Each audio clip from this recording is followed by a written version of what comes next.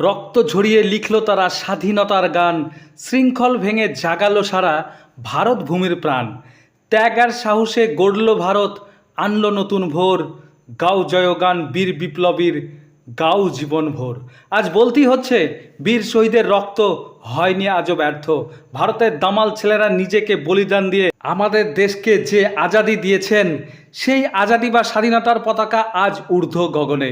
দেশের আজাদির ৭৯তম স্বাধীনতা দিবস উদযাপন মহা সাড়ম্বরে হচ্ছে যখন দেশ জুড়ে, নগর থেকে শহর, পাহাড় থেকে গ্রাম, ঠিক তখনই অন্য চিত্র ধরা পড়ল টিভি এটিএম বাংলার ক্যামেরায়।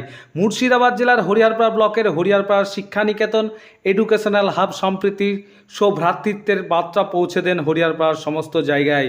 শিক্ষানিকেতনের ছাত্রছাত্রীরা বিভিন্ন গ্রামের বিভিন্ন প্রান্ত নতুন সাজে সেজে ভারতীয় জাতীয় পতাকা হাতে নিয়ে বিভিন্ন দেশাত্মবোধক নাচ ও গানের মাধ্যমে জনসাধারণের মধ্যে সম্প্রীতির বার্তা ছড়িয়ে দেয়। কি বললেন শিক্ষানিকেতনের কর্ণধার, শুনে নেব তার এক ঝলক। মুর্শিদাবাদ থেকে ক্যামেরায় সিন্দা মণ্ডলের সঙ্গে আবিদ হোসেন মণ্ডলের report, TV ATM Bangla, Kolkata.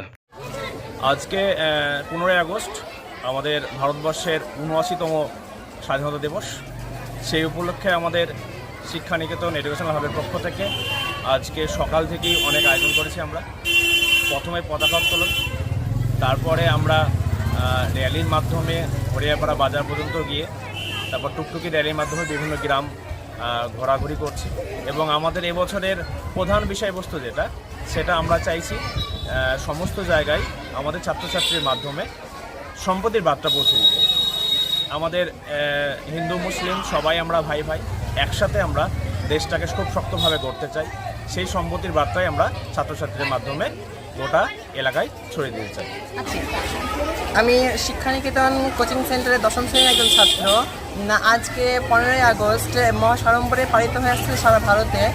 এখানে সেরকমভাবে আমাদের টিউশন সেন্টারেও পতাকা উত্তোলনের মাধ্যমে দেশের স্বাধীনতাকে পালন করা হলো এবং হরিয়ারপাড়া সহ অন্যান্য এলাকাগুলোতে আমাদের র্যালির মাধ্যমে এবং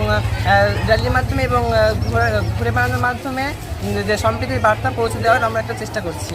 আমার নাম আমার নাম আসিফ খান।